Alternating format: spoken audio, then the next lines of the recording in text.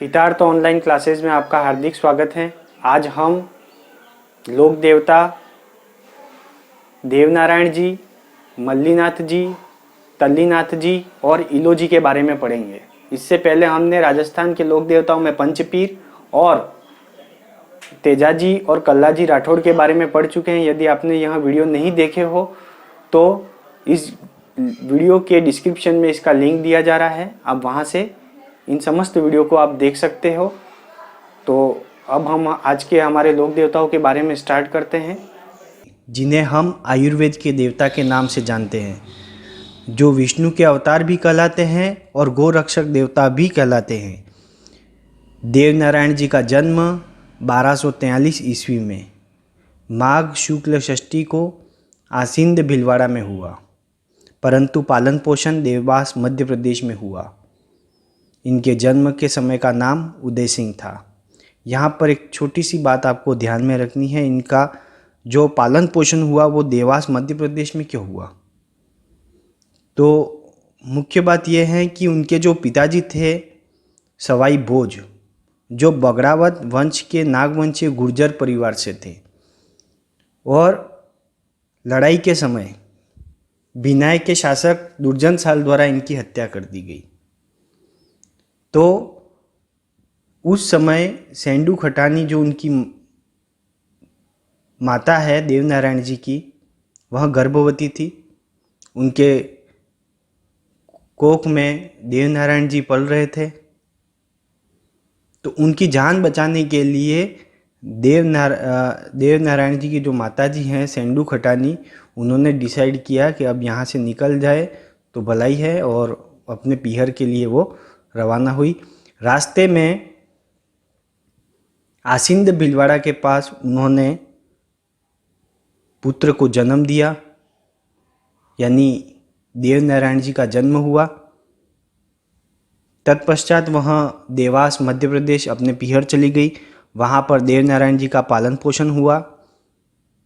उनका विवाह, देवनारायण जी का विवाह पीपलदे के साथ में, जो धार मध्य प्रदेश के शासक जयसिंह की पुत्री थी, उनके साथ में हुआ। इनका जो घोड़ा था उस घोड़े का नाम था लीलागर। अब मुख्य बात करें तो इनके जो मंदिर है, इनके मंदिरों में मूर्ति की जगह ईंट की पूजा होती है, वो भी नीम की पत्तियों से इनकी पूजा की जाती है। ये विशेष ध्यान में रखना है।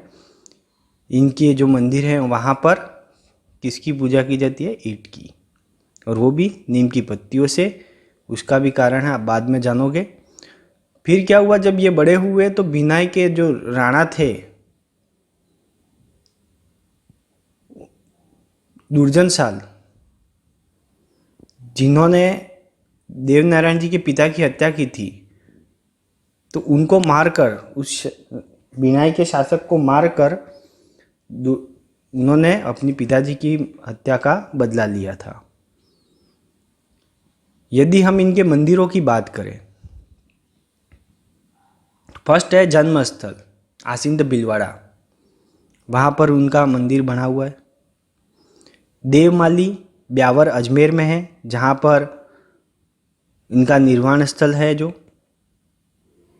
इसे बगड़ावतों का गांव भी कहा जाता है।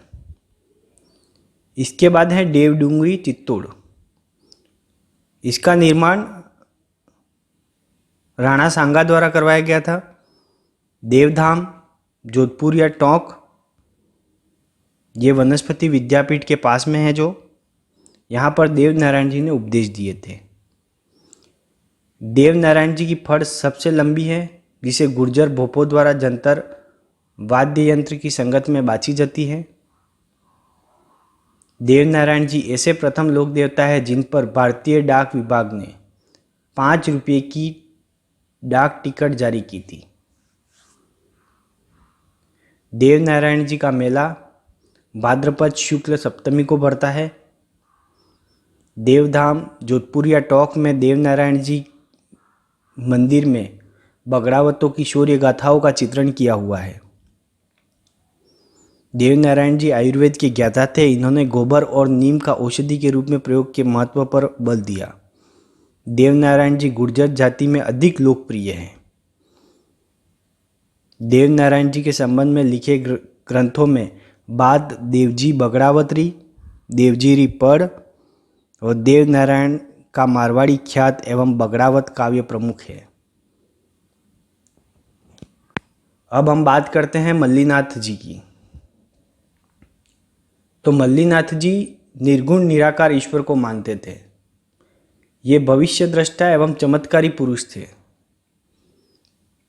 मल्लीनाथ जी के जन्म की बात करें तो इनका जन्म 1358 ईस्वी में मारवाड़ के राव तीड़ा जी या सलखा जी, दोनों याद रखने हैं, सलखा जी और तीड़ा जी के ज्येष्ठ पुत्र के रूप में हुआ।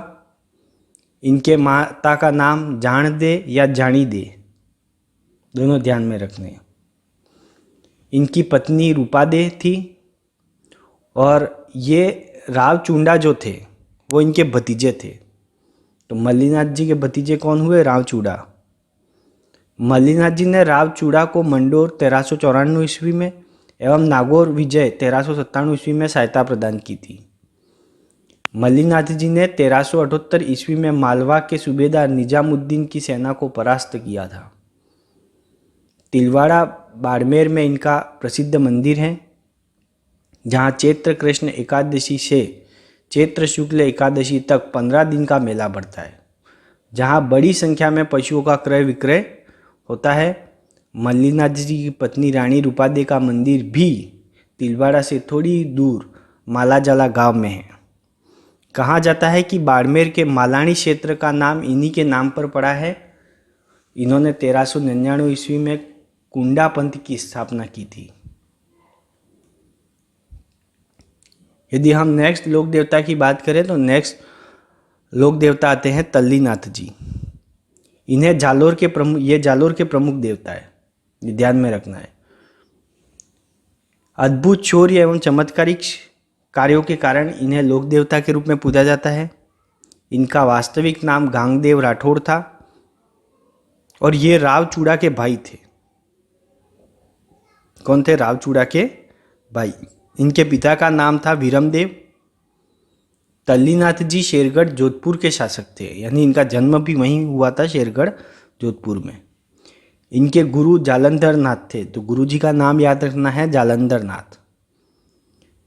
किसी व्यक्ति या पशु के बीमार पड़ने या जहरीला कीड़ा काटने पर इनके नाम का डोरा बांधते हैं, ये ध्यान में रखना है। जहरीला कीड़ा काटने पर कहाँ ले जाया जाता है? जालोर। जालोर के पांचोटा घाव के निकट पंचमुखी पहाड़ी के बीच घोड़े पर सवार बाबा तल्लीनाथ जी की मूर्ति स्थापित है।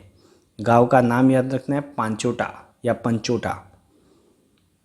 जालोर के निवासी इनके द्वारा स्थापित औरण यानी एक धार्मिक हरा भरा स्थल होता है, वहाँ से पर कभी भी ये पेड़ काटते नहीं हैं और ये जालोर के प्रमुख देवता है। इसके बाद नेक्स्ट बात आती है इलोजी की।